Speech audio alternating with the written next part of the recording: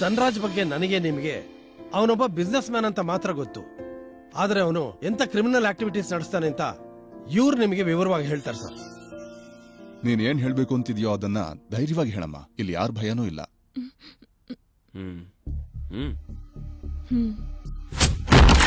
ವಿಶ್ವನಾಥ್, ವಿಶ್ವನಾಥ್, ಯಾಕೆ ಕಿಚ್ಕೊಂತಿದ್ಯಾ? ಕಿರ್ಚಾಡೋದು ನೀನ್ ಮಾಡಿರೋ ಕೆಲಸಕ್ಕೆ ಬೆಂಕಿ ಬೆಂಕಿ ಇಟ್ಟಂಗಾಗ್ತಿದೆ. ನಾನು ಅವತ್ತೇ ಹೇಳದ್ನಲ್ಲ ನಿನ್ ಸವಾಸ ಬೇಡ ಅಂತ, ಮತ್ತೆ ಯಾಕೆ ಬಂದೆ? ನೋಡೋ, ಇನ್ಮೇಲೆ ನೀನು ಬೇಡ, ನಿನ್ ಫ್ರೆಂಡ್ಶಿಪ್ ಬೇಡ. Get out, get out. ನನ್ಗೂ ನಿನ್ ಫ್ರೆಂಡ್ಶಿಪ್ ಬೇಡ ಕಣೋ. ನಾನ್ ಬಿಸಾಕೋ ಎಂಜಲ್ ತಿನ್ನಕ್ ಕಾಯ್ತಿದ್ ನಾಯಿ ನೀನು. ಇವತ್ ನನ್ ವಿಷಯ ತಿಳ್ಕೊಂಡು ನನ್ಗೆ ಹಣ ತೋಡಕ್ ಬಂದಿದ್ಯಾ ನೀನು. ಇನ್ನೇನೋ, ನೀನ್ ಎಂತ ಕ್ರಿಮಿನಲ್ ಅಂತ ಗೊತ್ತಾದ್ಮೇಲೂ ನಾನ್ ಸುಮ್ನೆ ಇದ್ರೆ ನನ್ ಪ್ರೊಫೆಷನ್ಗೆ ನಾನು ಮೋಸ ಮಾಡ್ಕೊಂಡಂಗೆ. ನೋಡೋ, ಇನ್ನ ನಿನ್ನ ಸುಮ್ನೆ ಬಿಡಲ್ಲ. ಪರಪ್ ನಗರಕ್ಕೆ ಕಳಿಸಿ ಅಲ್ಲಿ ನೀನ್ ಪರ್ಮನೆಂಟ್ ಮುದ್ದೆ ತಿನ್ನಂಗ್ ಮಾಡ್ತೀನಿ. ನೋಡ್ತಾ ಇರೋ. ನಾನು ಏನು ಅಂತ ಗೊತ್ತಿದ್ರು ಹಿಂಗೆ ಎಗರಾಡ್ತಾ ಇದೀಯಾ?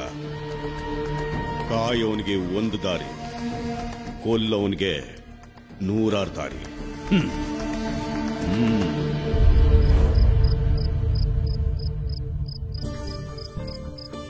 ಎಕ್ಸ್ ಬರಿ. ಹೇಳ್ಕೊಂಬರಿ, ಹೇಳ್ಕೊಂಬರಿ.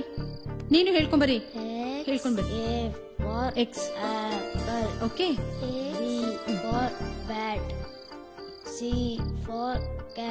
ಪೂಜಾ, ಇನ್ನೊಂದ್ಸಲ ಬರಿ. ಅಪ್ಪ ಬಂದಿದ್ದಾರೆ, ಟೀ ಕೊಟ್ಬಿಟ್ಟು ಬರ್ತೀನಿ. ಬರಿತಾ ಇರು ಅರ್ಜುನ್.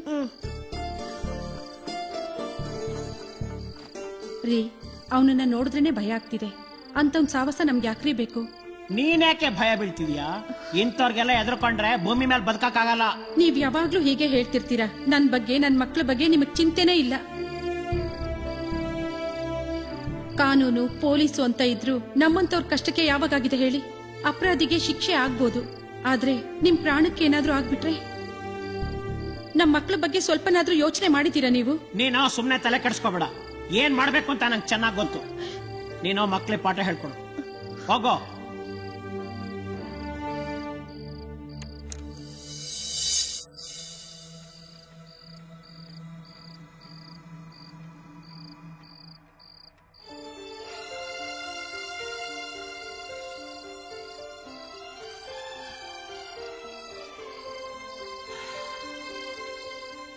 ಭಾರತಿ, ನಾನು ತುಂಬಾ ಯೋಚನೆ ಮಾಡಿದೆ ಕಣೆ.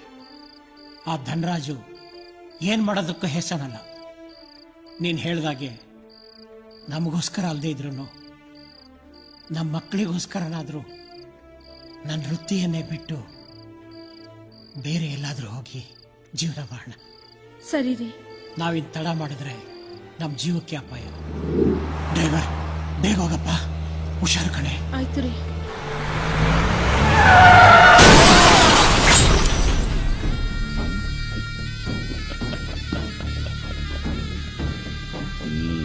ಫಿನಿಶ್.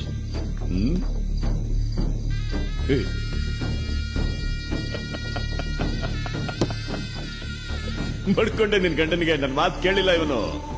ಊರ್ದವ್ರು ಊರಲ್ಲಿರಲ್ಲ, ಮೆರೆದವ್ರು ಕೇರಿಲಿರಲ್ಲ ಅಂತ ನನ್ನೇ ಎದುರಾಕೊಂಡ ನಿನ್ ಗಂಡ. ಪುಟ್ಲಾಯರು, ಆ ದೇವ್ರ ಹತ್ರ ಹೋಗಿ ನನ್ ಮೇಲಿರೋ ಸಾಕ್ಷಿನ ಕೊಡೋಗು.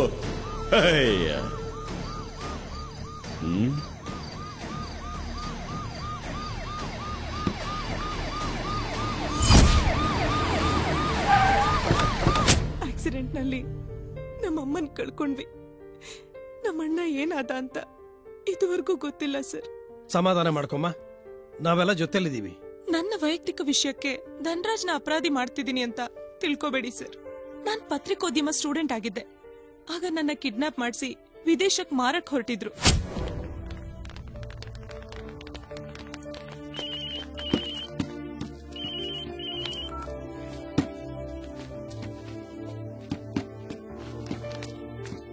ನಾನು ಹೇಗೋ ತಪ್ಪಿಸ್ಕೊಂಡ್ ಬಂದ್ಬಿಟ್ಟೆ ಸರ್. ಅವ್ನ್ ಪ್ರತಿಯೊಂದು ದಂಧೆನೂ ನಾನು ಹಿಡನ್ ಕ್ಯಾಮ್ರಾನಲ್ಲಿ ಸೆರೆ ಹಿಡಿದಿದ್ದೀನಿ. ನನ್ನ ಹತ್ರ ಜೀವಂತ ಸಾಕ್ಷಿಗಳಿದಾವೆ ಸರ್. ಅವ್ರನ್ನ ಬೇಕಾದ್ರೆ ಕೋರ್ಟ್ ಪ್ರೊಡ್ಯೂಸ್ ಮಾಡ್ತೀನಿ. ಧನರಾಜ್ಗೆ ಪೊಲೀಸರ, ರಾಜಕಾರಣಿಗಳ ಸಪೋರ್ಟ್ ಇದೆ. ಇಂಥವ್ರನ್ನೆಲ್ಲ ಸುಮ್ನೆ ಬಿಡಬಾರ್ದು ಸರ್, ಗಲ್ಲಿಗೆ ಏರಿಸಬೇಕು. ಡೋಂಟ್ ವರಿ ಪೂಜಾ, ಇದು ತುಂಬಾ ಸೀರಿಯಸ್ ಮ್ಯಾಟರ್ ಆಗಿರೋದ್ರಿಂದ ನಾನೊಂದ್ಸಲ ಹೋಮ್ ಮಿನಿಸ್ಟರ್ ಹತ್ರ ಮಾತಾಡ್ತೀನಿ. ಧನರಾಜ್ ತಪ್ಪಿತಸ್ಥನಾಗಿದ್ರೆ ಅವನ ಮೇಲೆ ಕಾನೂನಿನ ಪ್ರಕಾರ ಕ್ರಮ ಕೈಗೊಳ್ಳೋಣ. ಅವ್ನ್ ಮಾಡಿರೋ ಪ್ರತಿಯೊಂದು ಅಪರಾಧದ ಬಗ್ಗೆ ನಮ್ ತಂದೆ ಒಂದ್ ಫೈಲ್ ರೆಡಿ ಮಾಡಿದ್ರು. ನಾವೆಲ್ಲ ಬೇರೆ ಊರಿಗೆ ಹೋಗ್ಬೇಕಾದ್ರೆ ಆಕ್ಸಿಡೆಂಟ್ ಮಾಡ್ದ. ಆಕ್ಸಿಡೆಂಟ್ ನಲ್ಲಿ ನಮ್ಮ ಅಮ್ಮನ್ ಕಳ್ಕೊಂಡ್ವಿ. ನಮ್ಮಣ್ಣ ಏನಾದ ಅಂತ ಇದುವರೆಗೂ ಗೊತ್ತಿಲ್ಲ ಸರ್.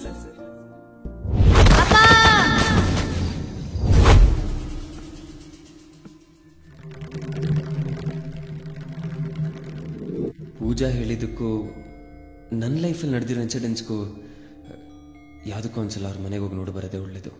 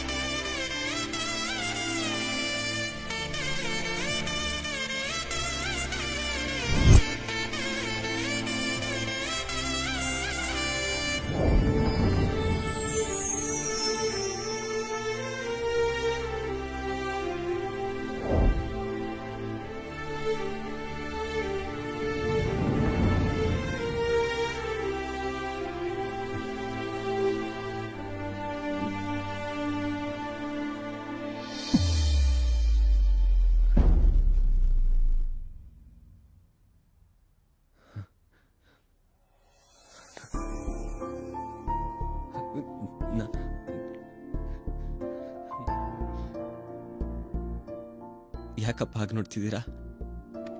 ನಾನು ನಿಮ್ಮ ಮಗ. ಏನಪ್ಪ ಹೇಳ್ತಾ ಇದೀಯಾ? 20 ವರ್ಷಗಳ ಹಿಂದೆ ದೂರ ಆದ ನನ್ನ ಅದೃಷ್ಟ ನಾನೇ.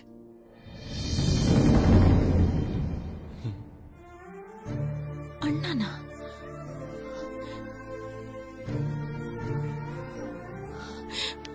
ಅಣ್ಣ?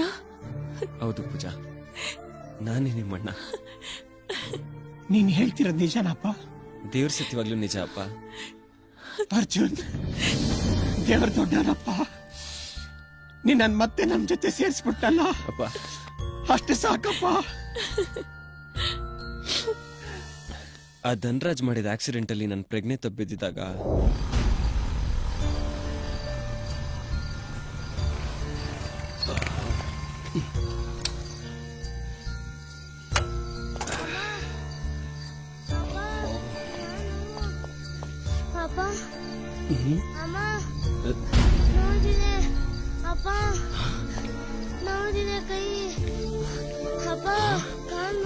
ಅಯ್ಯೋ, ಮಗು ಪೆಟ್ಟಾಗಿದೆಯಲ್ಲ. ದೇವ್ರ ತರ ಬಂದು ನನ್ನ ಕರ್ಕೊಂಡೋಗಿ ಸಾಕಿ ಬೆಳೆಸಿ ಮಟ್ಟಕ್ಕೆ ತಂದ್ರು. ಅಲ್ಲಿ ಪೂಜಾ ಜಡ್ಜ್ ಮನೇಲಿ ನಮಗೆ ನಡೆದಿದ್ದ ಅನ್ಯಾಯದ ಬಗ್ಗೆ ಹೇಳ್ಬೇಕಾದ್ರೆ ನನಗೆ ಡೌಟ್ ಬಂದಿತ್ತು. ಇಲ್ಲಿ ಬಂದ್ ನೋಡಿದ್ಮೇಲೆ ಕನ್ಫರ್ಮ್ ಆಯ್ತು. ಅವನು ಮನುಷ್ಯ ಅಲ್ಲಪ್ಪ, ಮನುಷ್ಯನ ರೂಪದಲ್ಲಿರೋ ರಾಕ್ಷಸ. ಹಾಗಂತ ಸುಮ್ನೆ ಕೂತ್ಕೊಂಡ್ರೆ ನಮ್ಮಂತ ಎಷ್ಟೋ ಅಮಾಯಕ ಸಂಸಾರಗಳು ಬೀದಿಗೆ ಬರುತ್ತೆ ಅಪ್ಪ. ಆ ಧನ್ರಾಜ್ನ ಸದೆ ಬಡಿಯೋದಕ್ಕೆ ಚಕ್ರವ್ಯೂಹ ರಚಿಸಿದ್ದೀನಿ. ಈ ಸರ್ತಿ ಆ ಬ್ರಹ್ಮ ಬಂದ್ರು ಅವನ್ನ ಕಾಪಾಡೋದಕ್ಕಾಗಲ್ಲ. ಅಣ್ಣ ಹೇಳ್ತಿರೋದ್ ನಿಜ. ಅಣ್ಣ, ಅವನ್ನ ಮಾತ್ರ ಯಾವುದೇ ಕಾರಣಕ್ಕೂ ಸುಮ್ನೆ ಬಿಡ್ಬೇಡ. ಹುಷಾರಪ್ಪ, ಯಾಕೆಂದ್ರೆ ಅವನ ಹಿಂದೆ ದೊಡ್ಡ ದೊಡ್ಡವ್ರ ಕೈವಾಡ ಇದೆ. ಮನುಷ್ಯನ್ ಪಾಪದ ಕೊಡ ತುಂಬಿದ್ಮೇಲೆ ಯಾರು ಸಹಾಯಕ್ಕೂ ಆಗಲ್ಲ.